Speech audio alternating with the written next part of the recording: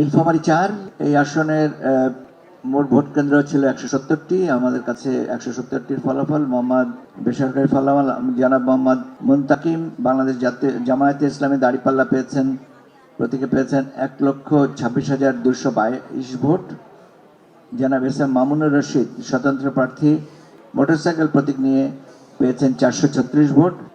জনাব জোবাইদুর রহমান হীরা স্বতন্ত্র প্রার্থী ঘোড়া প্রতীকে পেয়েছেন 1008 ভোট।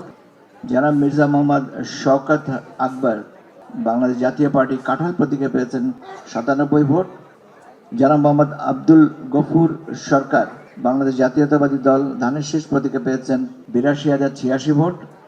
জনাব মোহাম্মদ মাইদুল ইসলাম বাংলাদেশ সমাজতান্ত্রিক দল কাচি প্রতীকে পেয়েছেন 630 ভোট। জনাব মোহাম্মদ রিয়াদ আরফান সরকার স্বতন্ত্র প্রার্থী ফুটবল প্রতীকে পেয়েছেন 3,826 ভোট।